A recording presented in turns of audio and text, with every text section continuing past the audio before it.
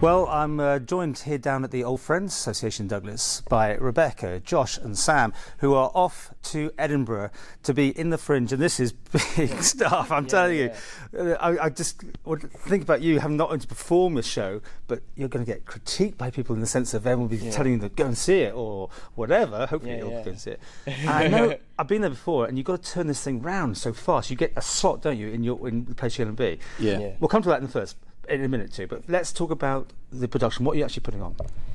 We are putting on the Edelweiss Pirates, which was a newly written play in 2015 as part of the National Theatre Connections programme. We've actually performed it before on Ireland. We've done it at the Gaiety Theatre and the Kendal Brewery Arts Centre in 2015 as part of that programme. And this is our chance to go to Edinburgh with it as well. Wow. So. Now, it's quite heavy, isn't it, the actual material we're dealing with? Yeah, it's a production about what went on with the Hitler Youth and the resistance towards what the Nazis were putting onto the children. Some of them had the strength to actually stand up for themselves and say, no, this is not what we want. And it's about a certain group called the Edelweiss Pirates who they stood up for themselves, and it didn't have a good ending. Right.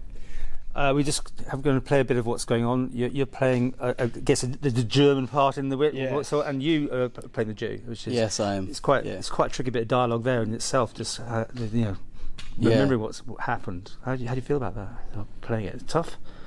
Yeah, it's kind of hard trying to think of how they would feel. So there's a lot of research which has gone into it, and it's just about trying to understand what they would have been going through during the time. And of course, hearing about all the Jews being taken to concentration camps in the time, and you've got to kind of get into that mindset of how would you feel if you heard about your family being taken there. Now, if people don't have a chance to get to Edinburgh, there will be one more go here in the Isle of Man, right? Yes, an exclusive preview performance with all the sponsors there, and it's open to the audience at the Ballakermeen Studio Theatre this coming Friday the 11th of August. So. It's an amazing piece of theatre, and it's definitely worth a watch because it is such a hard telling story, and it's very moving as well. So it's definitely worth a watch. I think everyone should see this story. Okay, and back to taking it to Edinburgh, what an amazing opportunity. How did this come about? After we did it last time in 2015, I think everyone had such a great time with it as well. I think Mr. Snell and Mr. Parker thought it was such a moving piece that we thought we would bring it back. And Colin's known for bringing stuff to the Edinburgh Fringe all the time. He's had some great students go up there, quite well known faces as well, and they've all experienced it, and it's all something that as young performers and actors that people should experience. There's everything up there. There's cabaret, dance, music, there's everything. Of course, you'll get a chance to see some of that when you're not performing. Of course.